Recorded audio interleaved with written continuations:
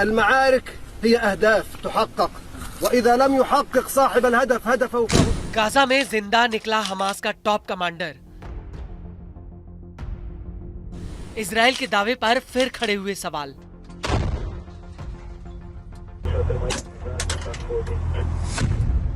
IDF ने मई में मार गिराने का किया था दावा। सीज फायर के बाद भी इजराइल की बड़ी मुश्किलें।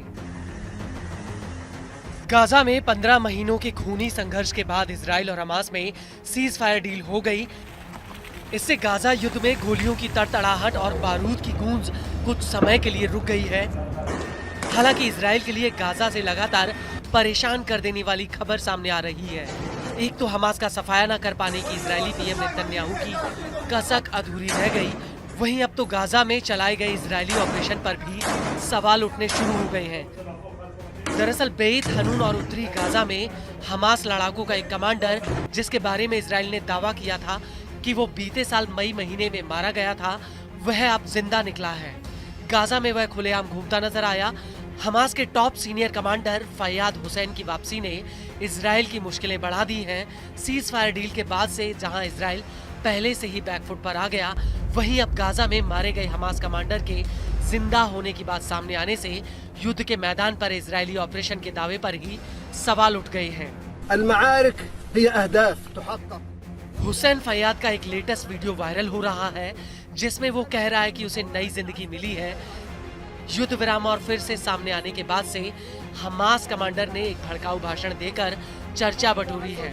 لم ينال إلا من الحجارة ومن بعض الأشلاء والدماء ولكن خرجت غزة عصية على الانكسار وكلنا رأينا بالأمس كيف। फैयाद ने बताया कि गाजा में हमास ने इजराइल पर बड़ी जीत हासिल की। इजराइल गाजा में अपना मकसद पूरा नहीं कर पाया, वह गाजा में हार गया। फैयाद ने कहा कि कमजोर पक्ष हमास सिर्फ इसलिए जीता क्योंकि वह नहीं हारा। बता दें कि फैयाद बेत हनून बटालियन का कमांडर था। बेत हनून उत्तरी गाजा में इजरायली सीमा के करीब एक शहर है। इजरायली सेना ने फैयाद के जवालिया में मारे जाने का दावा किया था। इजराइल ने फैयाद को रॉकेट मिसाइल और इजराइल के खिलाफ हमलों का दोषी ठहराया था। आईडीएफ ने खुलासा किया था कि हमास के कमांडर को उत्तरी गाजा में एक सुरंग में ढेर किया था। दावा है कि इस इलाके का इस्तेमाल सालों से इजराइल को धमकाने के लिए किया जाता रहा है।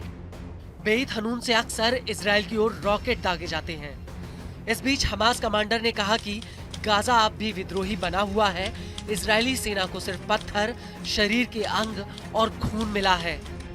गाजा अब भी अजय है। हम सभी ने देखा कि कैसे गाजा विजयी रहा, उसका सिर ऊंचा रहा। इजराइल जीत को अपने हिसाब से मापता है।